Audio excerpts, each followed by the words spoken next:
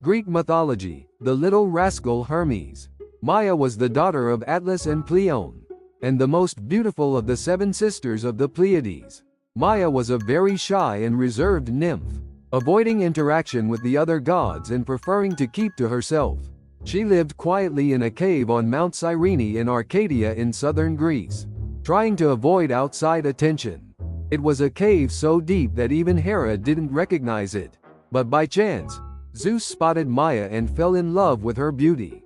And when jealous Hera slept, he sneaked out, found Maia, and made love to her in secret. As a result, Maia became pregnant with Hermes. Hermes was born at dawn in a cave on Mount Cyrene, where Maia was in seclusion. Nursed by the nymph Silene, the precocious young boy grew incredibly fast. That day, young Hermes escaped his mother's notice and set off in search of adventure. Though he had been in the world less than a day, Hermes already had a cunning mind.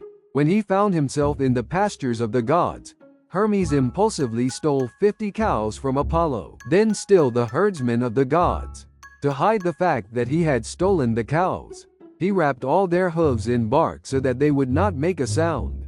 Then he attached a broom to their tails so that as they walked, their footprints would naturally brush against the broom and erase his tracks. While driving the cattle, he came across an old man named Batus. Hermes asked the old man not to tell anyone that he was driving his oxen, but he bought the old man's silence. But the young god doubted whether he could trust the stranger, so he disguised himself and returned, offering a reward for any news of the stolen cattle. Batus quickly sold him out, telling him what he knew. So Hermes punished the old man by turning him to stone. Hermes hid Apollon's cattle in the woods, and sacrificed 2 of them to the gods of Olympus in the river Alpheus. Then he crafted the lyre from a tortoise shell, using reeds, ox hide, and sheep gut to create the strings. He soon taught himself how to play it.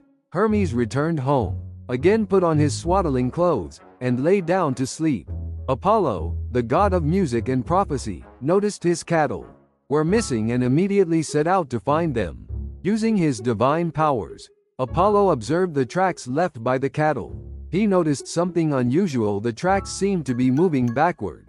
This clever trick was devised by Hermes to confuse anyone who tried to follow him. Despite the confusion, Apollo's keen senses and prophetic abilities guided him. He followed the tracks to a cave on Mount Cyrene, where Maia and Hermes lived. Upon arriving, Apollo confronted Maia, demanding to know where his cattle were. Maia, unaware of Hermes' actions, was initially confused and defensive. Hermes, pretending to be an innocent baby, lay in his cradle. Apollo, however, was not fooled and accused Hermes of the theft. Hermes continued to deny the accusations, claiming he was just a newborn. Apollo, frustrated, decided to take the matter to Zeus, the king of the gods. Zeus, intrigued by the situation, summoned both Apollo and Hermes to Mount Olympus. In the divine court, Apollo presented his case, detailing the theft and the tracks. Hermes, still maintaining his innocence, argued that he was too young to commit such a crime. Zeus, amused by Hermes' cleverness, decided to investigate further. He ordered Hermes to reveal the truth, knowing that the young god could not lie to him. Under Zeus's command, Hermes confessed to the theft, but explained it was all in good fun. Zeus, appreciating Hermes' honesty and wit, decided to pardon him. However, he instructed Hermes to return the cattle to Apollo. Hermes agreed and led Apollon to a forest where there was a hidden cow. But where there should have been 50 cows, there were 48, too short. Apollon asked Hermes why. Hermes replied that he had divided the 2 oxen into 12 equal parts, and presented them to the gods of Olympus. Raising an eyebrow, Apollo asked who the 12th god was. Me, of course, acknowledged the not-so-humble but lovable Hermes. Reportedly, this was the very first sacrifice of flesh to the gods. While Apollo gathered the cattle, Hermes began to play the lyre, a musical instrument he had made. Enchanted by the beautiful sound of the lyre, Apollo offered to trade his cattle for the lyre. Hermes agreed, and immediately began building another musical instrument. For his amusement, a reed pipe. Equally charmed by this instrument, Apollo asked Hermes to name his terms for it.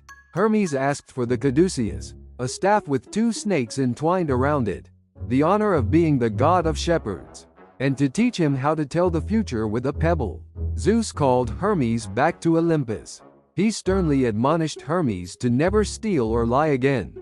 Hermes then swore that he would never lie again if he was appointed messenger of the gods. Zeus, noting Hermes' cleverness, immediately accepted the offer, and told his son that his duties would also include protecting travelers, facilitating trade, and negotiating treaties. To ensure rapid delivery of his messages, Zeus presented Hermes with golden-winged sandals as swift as the wind. He also gave the young god a round hat to protect him from rain. Zeus's brother Hades soon asked Hermes to serve as his herald as well. As the herald of death, Hermes thereafter gently collected and guided the dead to the underworld. As the herald of Zeus, Hermes kept his promise not to lie. On the other hand, he didn't always tell the whole truth. Zeus made Hermes his most constant companion.